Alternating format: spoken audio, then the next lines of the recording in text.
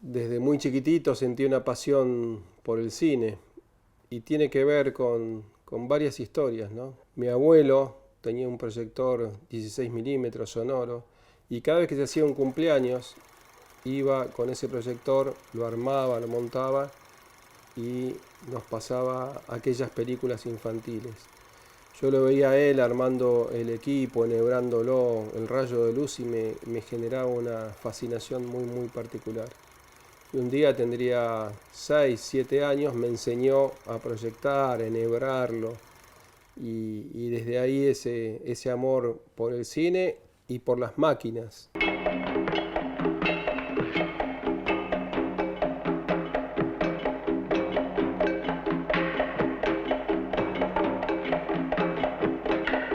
Tendría más o menos 14, 13, 14 años, entro en contacto con el grupo Cine Liberación, el grupo de Pino Solanas, de Octavio Getino, y ahí entonces empiezo a proyectar con aquel equipo de mi abuelo, con el Belly Howell, en iglesias, en los barrios, en casas de vecinos, las películas que el grupo difundía. Ahí ya no solamente era la preocupación de la proyección, que esté en foco, el sonido, que todo funcione bien, sino que muchas veces me corría adelante y veía cómo aquellas imágenes impactaban en el rostro de los espectadores que ahí estaban y los debates que se hacían a posterior. Y no tuve ninguna duda de que mi vida estaba destinada para el cine. Desde que estudiaba con el profesor Roland, que nos enseñaba historia del cine, veía cómo aquellas primeras películas que realizaban los hermanos Lumière, con esa caja de madera que era por un lado filmadora, pero al mismo tiempo proyector, que tenía un rollo de una determinada medida que era lo que marcaba la duración de los cortometrajes. Después cómo esa tecnología se va desarrollando, la aparición de los distintos lentes, los gran angulares, los teleobjetivos, los normales, la introducción del sonido, cómo esta tecnología transformaba al lenguaje. Y en la experiencia particular, en esos momentos donde generalmente se filmaba en Super 8, mi decisión de trabajar directamente en 16 milímetros, porque me parecía que esa tecnología, que ese formato daba una estética mucho más aproximada a lo que yo quería hacer. Entonces me empecé a comprar, a alquilar, a profundizar en el conocimiento de los distintos equipos. Por suerte en la escuela de cine trabajábamos directamente en 35 milímetros. Yo cada vez que agarraba la ARRI 2C era como una pasión. Me ponía a desarmarla, a limpiarla, a aceitarla, a conocer todos los mecanismos. Es decir, que siempre el vínculo con esa técnica fue muy fuerte y cómo del manejo de esa técnica surgía un lenguaje, surgía finalmente una estética.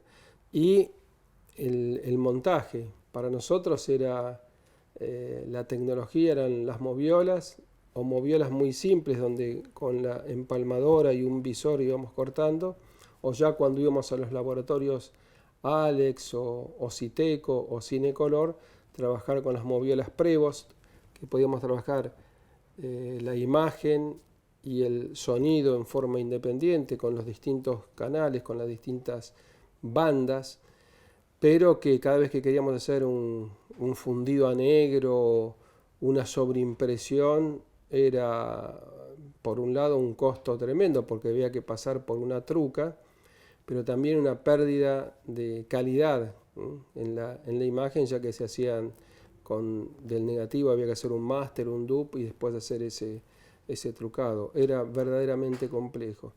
Pero lo que yo siempre rescato de esto era que nos llevaba a nosotros a trabajar con un rigor y con una precisión que nos obligaba a pensar, a definir cada plano y a generar los elementos técnicos que se necesitaban para obtener el resultado que nosotros estábamos buscando. Con el correr de los años aparece algo que es la computadora, y un día llega a mis manos, nunca me voy a olvidar, un catálogo en inglés, impreso en color, donde se hablaba de un sistema de edición no lineal y una marca, Avid. La verdad que en el momento que lo vi dije, esto es una genialidad. Sería el año más o menos comienzos de los 90. Y bueno, finalmente, con bastante irresponsabilidad, tomamos la decisión de comprar este equipo, un Avid. I'm Bill Warner, president of Avid Technology. In 1987, I set out to build a company that would deliver that new way of editing. We've done it. It's called the Avid One Media Composer. I'd like to show you the system right now. Sacamos un crédito y finalmente llegó el equipo al país.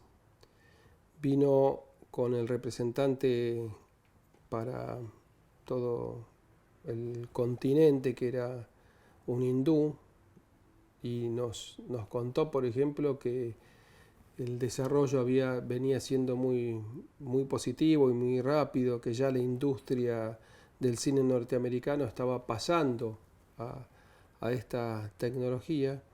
Y me acuerdo que el hombre fumaba, sacó una caja de cigarrillo y me dijo, dentro de poco vamos a tener memorias de 3 gigas de este tamaño. Y el equipo que habíamos comprado nosotros tenía 9 gigas y eran unas cajas gigantescas, ¿no?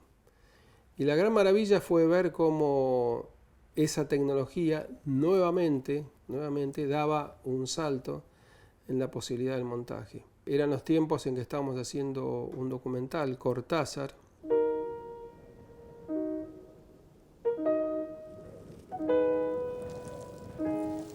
Uno de todos nosotros tiene que escribir, si es que esto va a ser contado.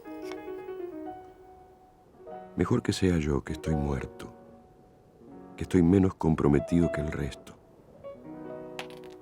Yo, que no veo más que las nubes y puedo pensar sin distraerme, escribir sin distraerme.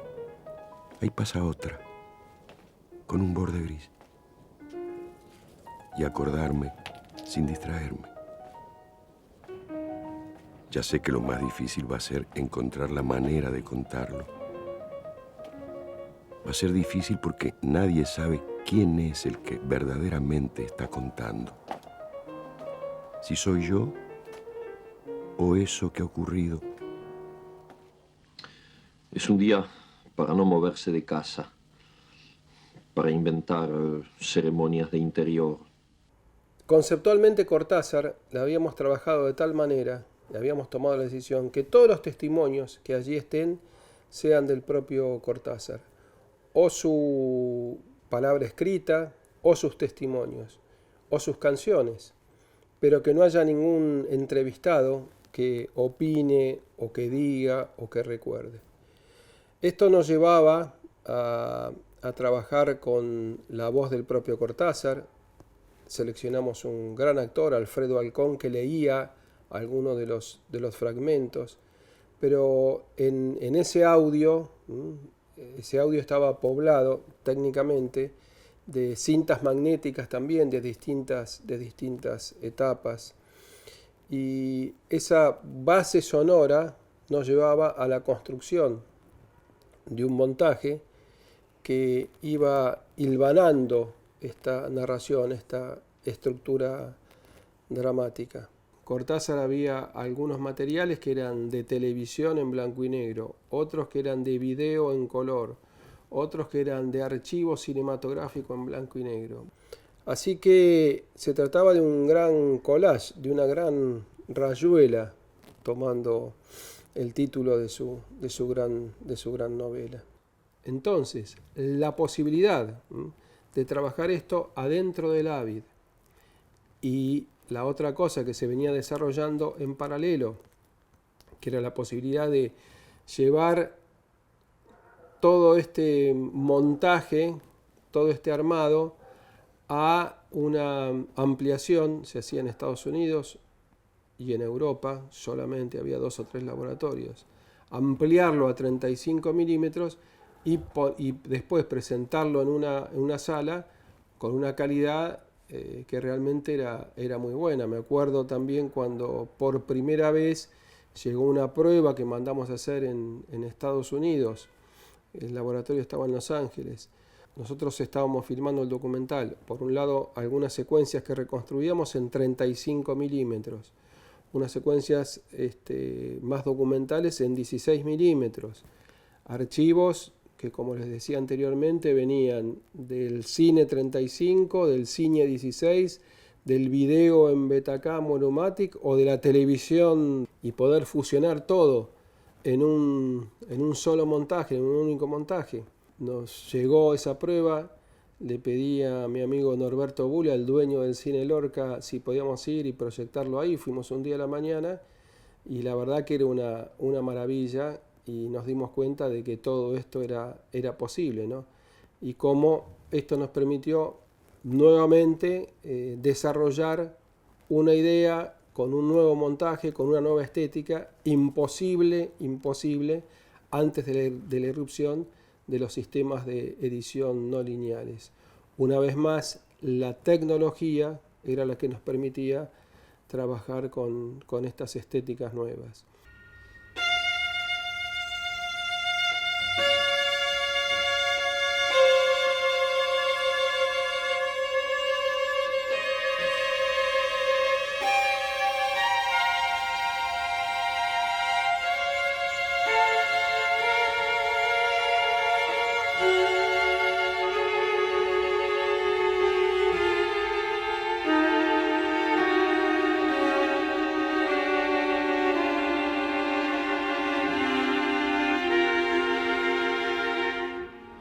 Harem del negro, esperma de los sueños.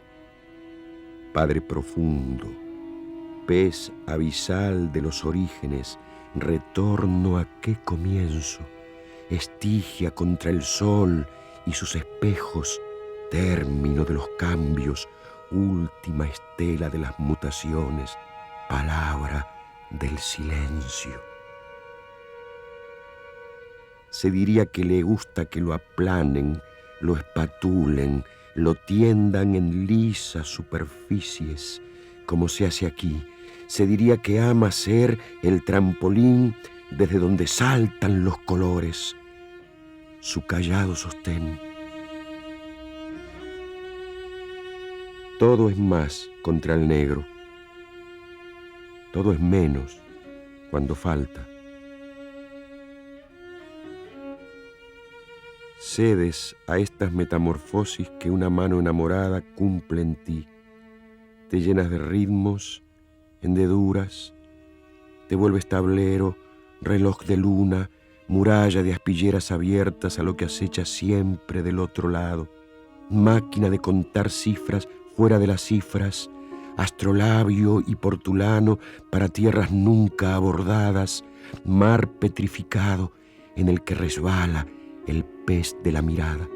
Fue verdaderamente una revolución que fue de nuestra parte riesgosa, pero que verdaderamente y por suerte es la tecnología que se asentó definitivamente.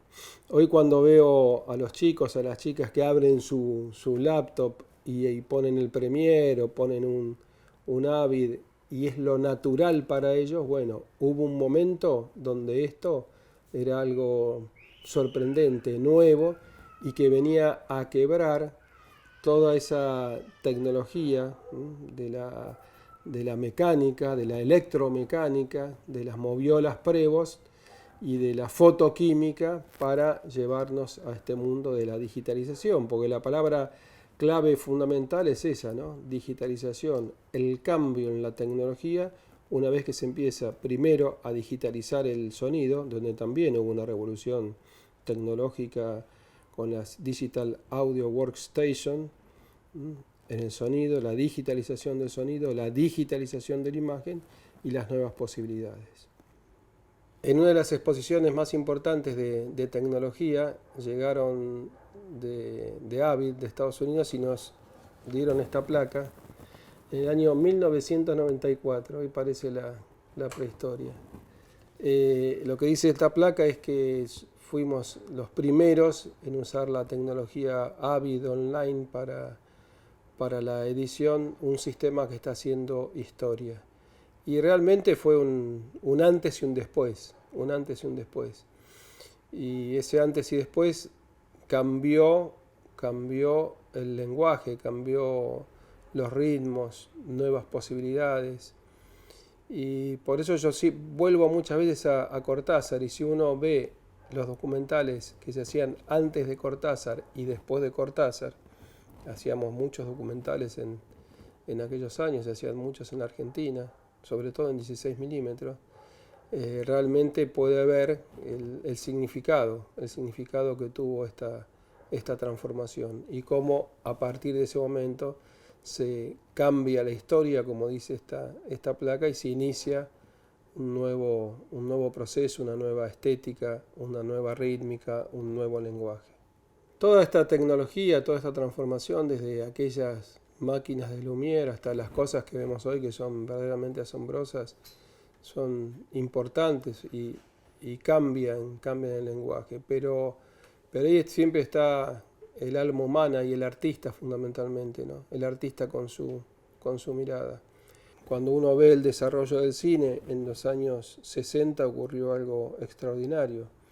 Hombres como Buñuel, como Bresson, como Bergman, un poco después Tarkovsky, Fellini, aquellos que definieron el lenguaje, lo hicieron con la tecnología de ese momento, pero hoy uno vuelve a esas películas y la verdad que llegaron a momentos de la cinematografía extraordinario, a momentos cúlmines, ¿no? de la cinematografía.